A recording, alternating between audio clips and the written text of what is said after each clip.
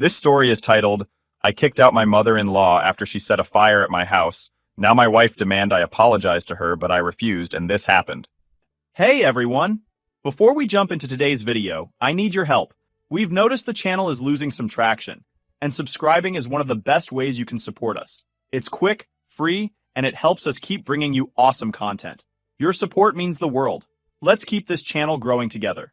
Thanks so much. Now let's start the video, alright? I need to get this off my chest because I feel like my entire life just flipped upside down, and I don't know if I'm doing the right thing anymore. My mother-in-law, Lisa, 62 female, is like a walking, talking disaster zone. She's one of those people who somehow makes every situation about herself, plays the victim 24/7, and then acts shocked when no one wants to deal with her anymore. For years, I've just gritted my teeth and put up with her nonsense for Sarah's sake.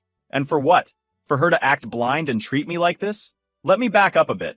Lisa has never liked me. I don't know if it's because I married her perfect daughter or because I don't kiss the ground she walks on, but she's made it clear from day one that she thinks I'm the problem. At our wedding, our freaking wedding, she pulled Sarah aside right before she was supposed to walk down the aisle and told her she should really think about whether I was the right guy for her. Like, who does that?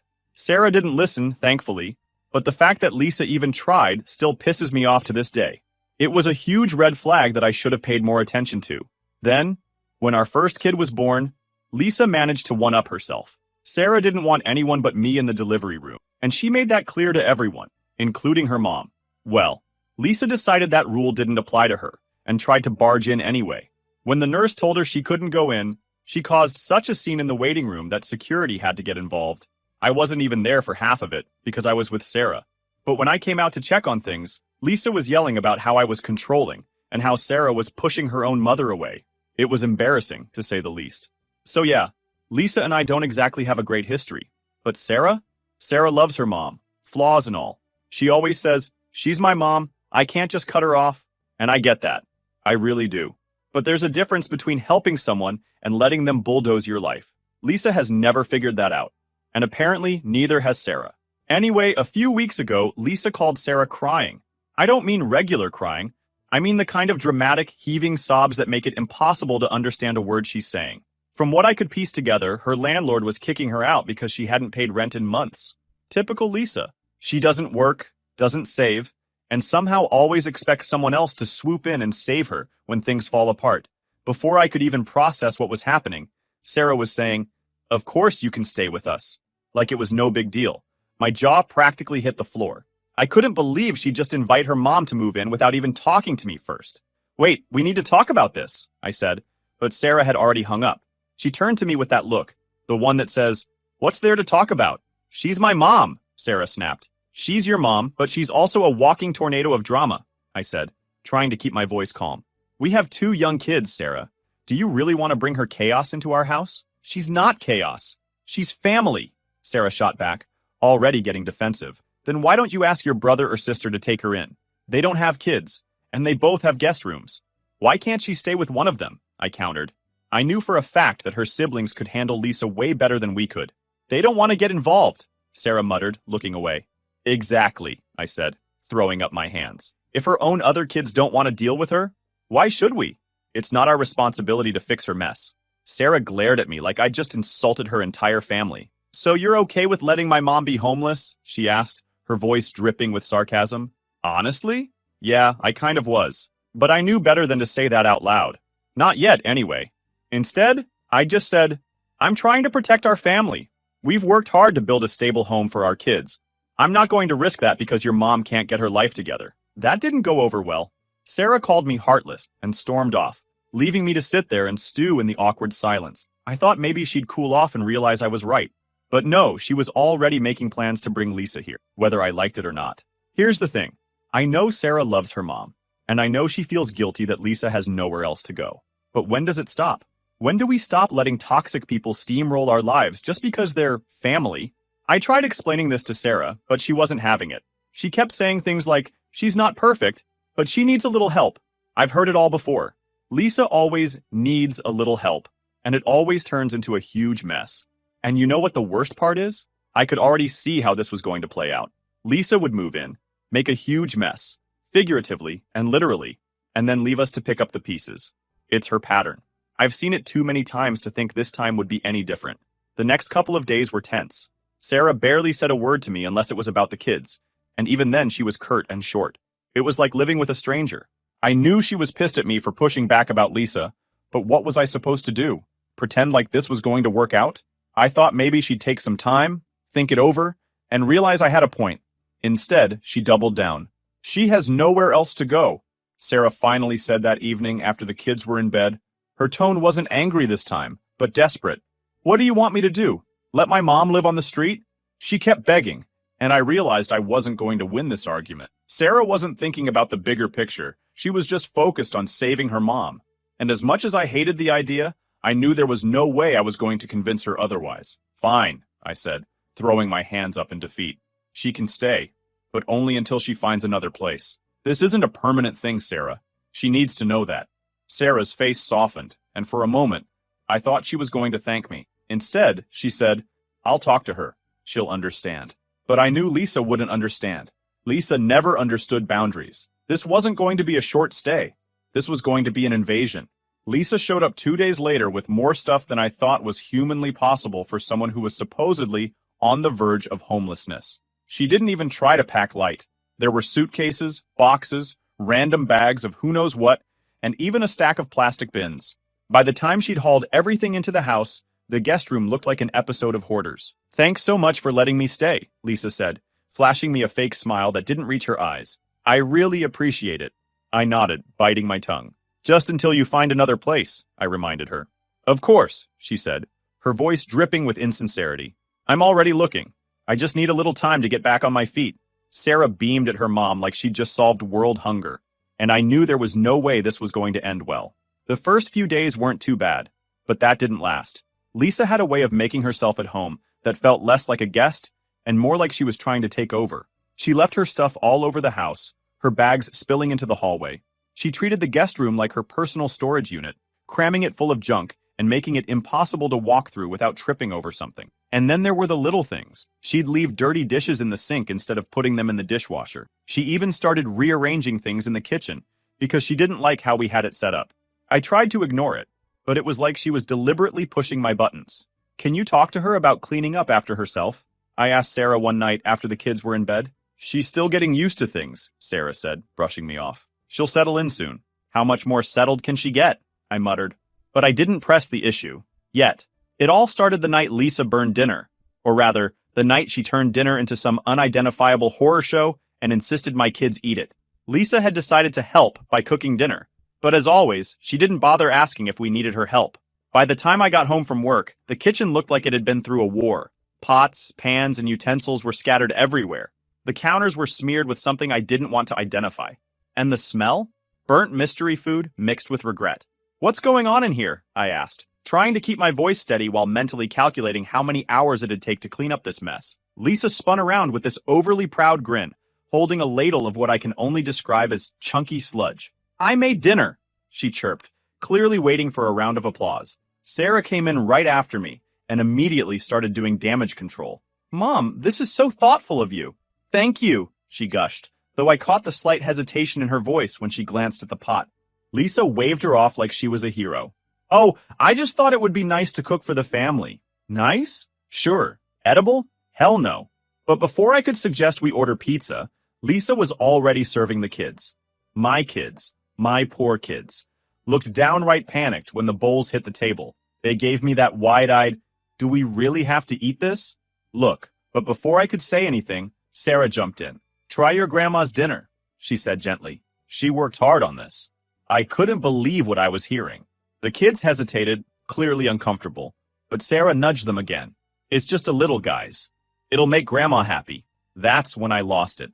No, I said, sharper than I intended.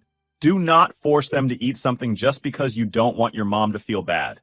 Sarah turned to me with that, you're making a scene look, but I wasn't backing down. They don't have to eat this, I said, motioning to the sludge in front of them. No one should have to eat this. Lisa gasped like I just kicked her puppy. Do you see how he's treating me, Sarah? She cried, turning on the waterworks. I was just trying to help and he's being so mean. Mean? I shot back. Lisa, the kids don't want to eat this. And honestly, I don't blame them. You're not cooking for them again. The room went silent for a moment before Lisa stormed out dramatically, muttering something about how ungrateful I was. I told the kids to go to their rooms, and then I did what any reasonable parent would do. I ordered them DoorDash, because ain't no way my kids were eating whatever that was. Sarah and I got into it later that night. She said I embarrassed her mom, and I said her mom embarrassed herself. I mean, seriously, how is it my fault that Lisa turned dinner into a biohazard? If anything, I should have gotten a medal for keeping my cool as long as I did. While we were arguing, I caught Lisa standing in the hallway just watching us. She was giving me the dirtiest look, like she'd been plotting my downfall since the second I walked through the door. And honestly, I should have known that look was going to change my life forever. A few nights later, everyone was fast asleep, or so I thought, finally getting some much-needed rest after dealing with Lisa's antics all week. The house was quiet, and everything seemed fine, until it wasn't. I woke up to the fire alarm blaring. At first, in my half-asleep state, I thought maybe it was just a false alarm. But then the smell hit me, thick, suffocating smoke. My heart started racing as panic set in. I shook Sarah awake. "Sarah, get up! The fire alarm!" We both bolted out of bed, the smell of smoke growing stronger with every second. My head was spinning as we rushed down the hallway. When we got to the living room, I couldn't believe what I was seeing. Flames were crawling up the side of the couch and spreading to the curtains. The coffee table was already in flames, and thick black smoke filled the room. Sarah gasped, and I shouted, "Get the kids! Get them outside now!" She didn't hesitate, running down the hall to grab them while I sprinted to the kitchen for the fire extinguisher. Lisa, meanwhile, was standing in the corner, coughing and flailing her arms like she didn't have a clue what to do. "It was an accident!" she yelled, but her tone was defensive, not apologetic. I didn't have the luxury of time to deal with her. I grabbed the extinguisher and started spraying, my mind racing to keep the flames from spreading further. The whole thing felt like it lasted forever, but eventually I managed to put out the fire. The living room was a disaster, and that awful, lingering smell of smoke that clung to everything. Sarah was outside with the kids, who were shaken but safe. My hands were still trembling as I turned to Lisa, who stood there looking like the victim in all of this. I didn't say anything, but the words were on the tip of my tongue. This was going to be a breaking point. I could feel it. "What the hell happened?" I demanded, turning to Lisa once the fire was out. She looked at me with wide, innocent eyes, like she had no idea why I was upset. I was lighting some candles," she stammered. "I guess one of them fell over or something. I didn't mean for this to happen." "Candles!" I shouted. "You started a fire in my house because of candles?"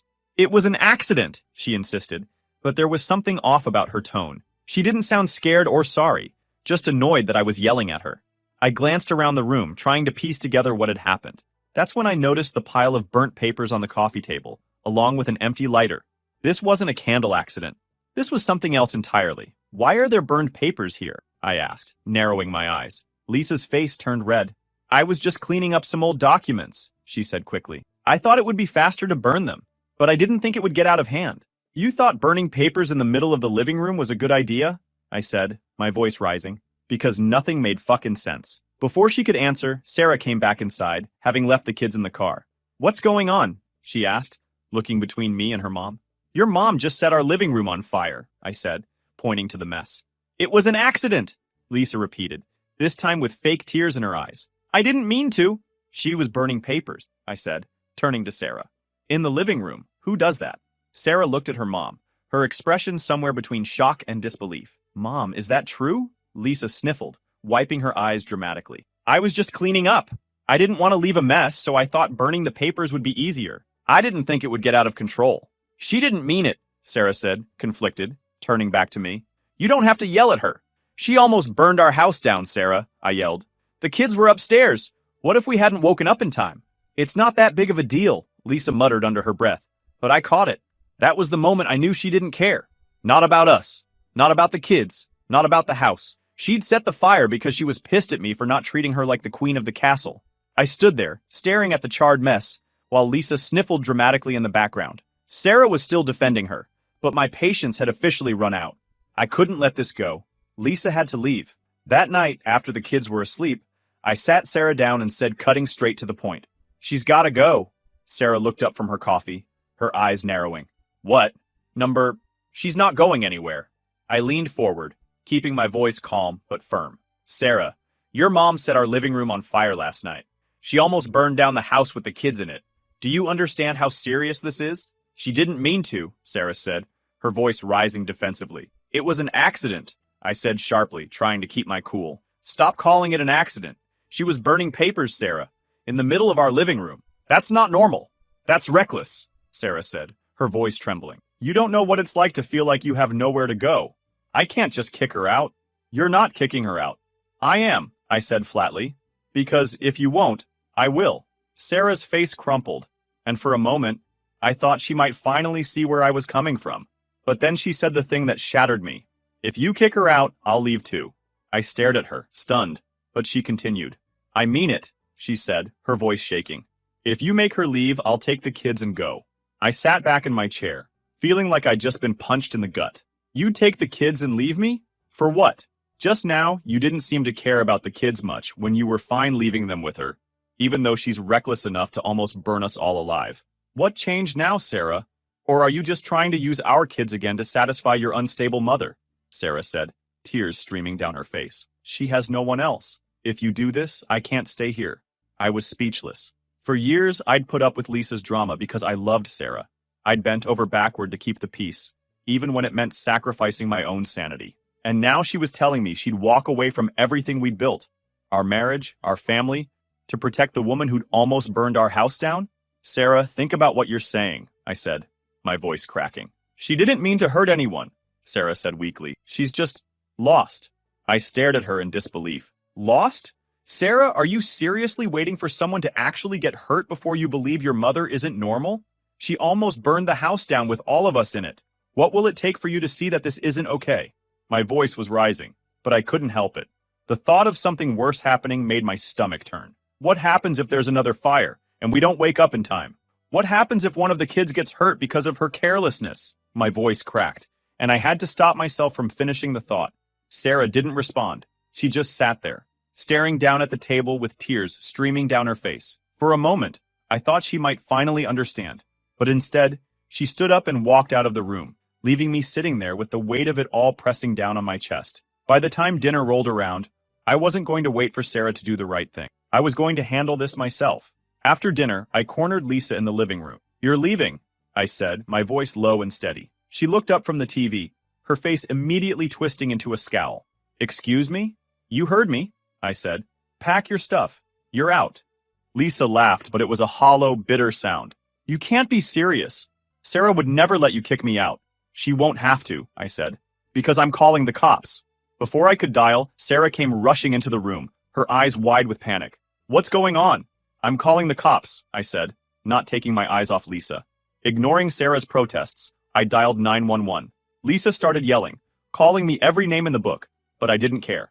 I told the dispatcher about the fire and explained that we had security camera footage of what had happened. When the cops arrived, the officers questioned her for a while, and Lisa tried to spin her usual sob story. But the evidence didn't lie, showing Lisa setting the papers on fire and standing there as the flames spread. She wasn't panicked. She wasn't trying to put it out. She was watching. Eventually, they escorted her out of the house. I didn't stop there.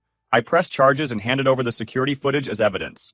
I told the cops explicitly that she wasn't to come back to the house under any circumstances. They took it seriously, and a few hours later, they called my brother-in-law Tom to come pick her up.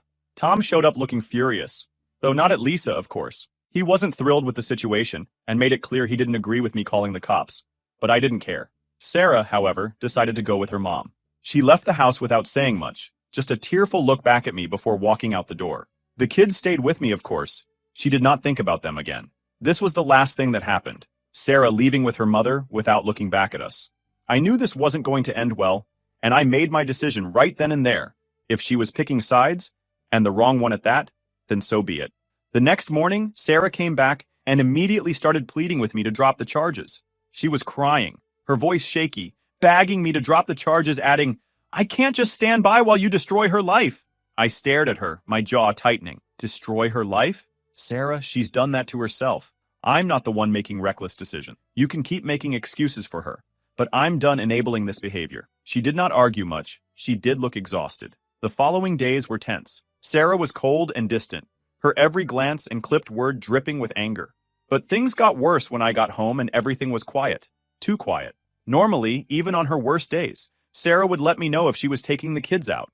Whether it was to her sisters, the park, or even just a grocery run, she always said something. But today, nothing. I stood in the entryway, my keys still in hand. scanning the empty house. My chest tightened. Something wasn't right. I called out, "Sarah? Kids?" My voice echoed back at me. No answer. My mind immediately started racing. Did she take the kids and leave? Did she actually go through with what she'd threatened? My hands started to tremble as I pulled out my phone and dialed her number. The first call went to voicemail. The second call rang through but went unanswered. By the third call, I was pacing the living room, my heart pounding. She finally picked up, but her voice was cold, distant. "What do you want?" "What do I want?" I shot back, my voice shaking with a mix of panic and anger. "Where are you? Where are the kids? Why didn't you tell me anything?" There was a pause before she answered, her tone completely indifferent. "We're at my brother's." Relief hit me like a wave, but it was quickly replaced by anger. "Your brother's? What the hell, Sarah? Why didn't you say anything? You just left with the kids without telling me?" "I didn't think I needed your permission," she replied flatly. "I took them to see their grandma." That snapped something in me. "You what? Without even talking to me?" "She's their grandmother," Sarah said, her tone still icy. "They deserve to see her." "Don't you dare act like this is normal," I said, my voice rising. "You took them without telling me, without asking me. You're completely ignoring the fact that this is my family too, Sarah. Are you seriously just trying to piss me off at this point?" "I'm not trying to piss you off," she said, her voice now clipped. "I'm trying to keep my family together. You've made it clear where you stand, and I'm just doing what I think is best for the kids." "You think what's best is taking them to the person who almost burned our house down?" I snapped. "You think what's best is cutting me out of the decision completely? This isn't just about you, Sarah." She sighed heavily, and for a moment, I thought she might actually listen. But then she said, "I don't have time for this right now," and hung up. I stood there, staring at my phone in disbelief. Anger surged through me, but beneath it was a deep, gnawing sense of betrayal. She wasn't just ignoring me, she was making it clear that I didn't matter anymore, that she'd chosen her mother over me, over us, and she wasn't even trying to hide it. I clenched my fists, pacing the room. This wasn't over, not by a long shot. That evening, Sarah came home, the kids in tow, but things were far from normal. She put them to bed without a word to me, then sat down at the kitchen table with a look on her face I couldn't quite place. It wasn't anger, but it wasn't regret either. "Sarah, we need to talk," I said, sitting across from her. She shook her head, her expression hard. "I don't know what there is to say anymore." "There's plenty to say," I replied, trying to keep my tone steady. "We need to talk about what this is doing to our family, to us." She sighed, rubbing her temples. "I can't abandon her. She's my mom, and I can't keep doing this," I said, my voice heavy with exhaustion. "You've made your choice, Sarah. You're choosing her over us, over the kids, over me. And if that's where we're at, then maybe we need to stop pretending this is working." Her eyes widened, and I could see the realization dawning on her face. "Are you saying we should separate?" The words caught in my throat, but I forced myself to nod. "I think we need space. Time to figure out what we both want. Because right now we're just hurting each other, and the kids." She didn't respond right away, but the silence spoke volumes. When she finally nodded, her shoulders slumped as if the weight of everything had finally caught up to her. "Maybe you're right," she whispered.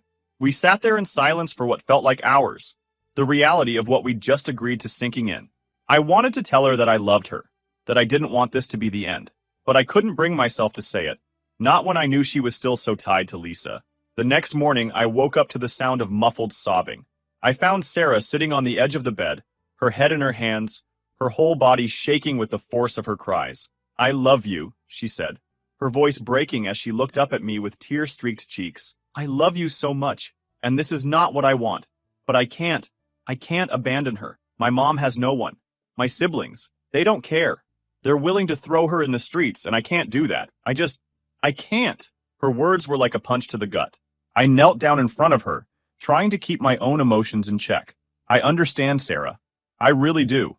But that doesn't make it my responsibility. It doesn't mean we should sacrifice everything we've built to keep her afloat." She shook her head, fresh tears spilling down her face. "I'm going to stay close," she said, her voice trembling. "I'll still take care of the kids. I'll see them every day. But I can't leave my mom, and I can't make you live with this anymore. I know it's not fair, but I don't know how else to do." I nodded, swallowing the lump in my throat. "I get it. I don't like it, but I get it." That evening, we sat the kids down and told them as gently as we could. We didn't use the word separation, but they were smart enough to know something was wrong. Sarah would be staying at her sister's house for a while, and I would stay in the house with them. They cried, and it broke both of us. But we reassured them that we both loved them, and that nothing would change between them and their mom. Watching Sarah pack a bag was one of the hardest things I'd ever done. I sat in the living room, staring at the charred carpet and scorched walls, physical remnants of the fire, but also metaphors for what our relationship had become. We loved each other, I didn't doubt that, but love wasn't enough to bridge the growing divide between. When Sarah finally walked out the door, she paused, looking back at me with tears in her eyes. "I'm sorry," she said softly, "for everything, but I really can't leave my mom." I nodded, my throat tight with emotion. "I know. I wish you could, but I know." She hesitated, as if she wanted to say more, but instead she turned and walked away. The house felt emptier than ever after she left, but it also felt calm. For the first time in weeks, there was no tension, no shouting, no lingering dread. It was quiet, and as much as I hated to admit it, I appreciated the peace. I didn't know what the future held for Sarah and me. I didn't know if we'd find our way back to each other, or if this was the beginning of the end. All I knew was that I had to protect my family's peace, even if it meant losing the person I loved most. So Reddit, tell me, what would you do in my situation? Did I take things too far, or was I right to set this boundary? I love my wife, but I couldn't ignore the danger Lisa brought into our home. I'm trying to protect my family, but it feels like I've lost part of it in the process. How do you even come back from something like this?